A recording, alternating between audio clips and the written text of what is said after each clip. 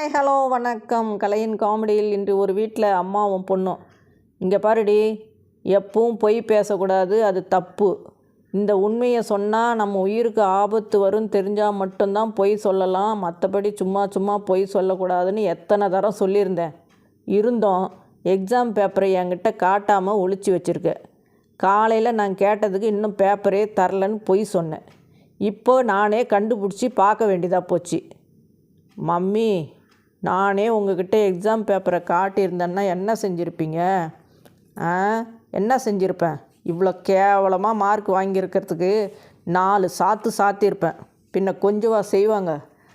அதே தான். அதனால தான் மம்மி, என் உயிருக்கு ஆபத்து வரும் தெரிஞ்சு தான் நான் பேப்பர் தரலன்னு பொய் சொன்னேன். புரிஞ்சுதா?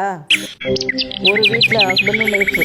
என்னங்க, நான் இன்றைக்கி போன்லெஸ் பிரியாணி செய்யலான்னு இருக்கேங்க. Very good very good, super super. Chicken பிரியாணியா மட்டன் பிரியாணியா? எது செய்ய போகிற? பலாக்காய் பிரியாணிங்க. ஒரு கல்யாண புரோக்கரும் பையனோட அப்பாவும். என்ன சார், யாருக்கு வரேன்னு பார்க்கணும்? என் பையனுக்கு தான். எப்படிப்பட்ட பொண்ணு வேணும் சார்? குனிஞ்ச தலை நிமிராத பொண்ணாக இருந்தால் பார்த்து சொல்லுங்கள் சார். இப்போ இருக்கிற பொண்ணுங்க எல்லாமே குனிஞ்ச தலை நிமிராமல் தான் சார் இருக்காங்க. ஏது மொபைலே பார்த்துட்ருக்காங்களே அதுவா? ஒரு ஸ்கூலில் பிரின்சிபல் மேமும் டீச்சரும். என்ன டீச்சர் நீங்கள், உங்கள் கிளாஸ் பசங்க ஜெகநாதர் கோவில் எங்கே இருக்குதுன்னு கேட்டதுக்கு பரீட்சை பேப்பரில் ஒருத்தவன் பூரின்னு எழுதியிருக்கான், ஒருத்தவன் சப்பாத்தின்னு எழுதியிருக்கான். நீங்கள் என்னடானா 2 பேருக்கும் சரின்னு டிக் அடித்து மார்க் வேறு போட்டிருக்கீங்க. 2மே கோதுமை மாவில் செய்கிறாங்க மேடம். அதான்.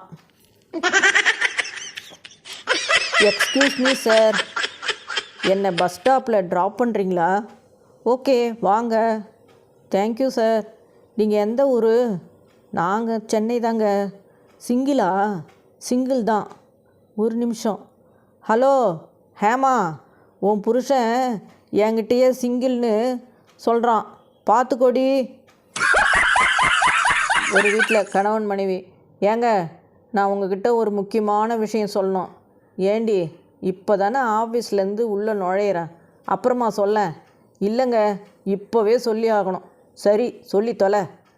நாம் ஏன் தெரியுமா வாசலில் தண்ணி தெளித்து கோலம் போடுறோம்? தெரியாது. கோலம் போட்டதுக்கப்புறம் தண்ணி தெளித்தா கோலம்லாம் அழிஞ்சு போயிடும்ல. ஐயோ ஐயோ ஐயோ.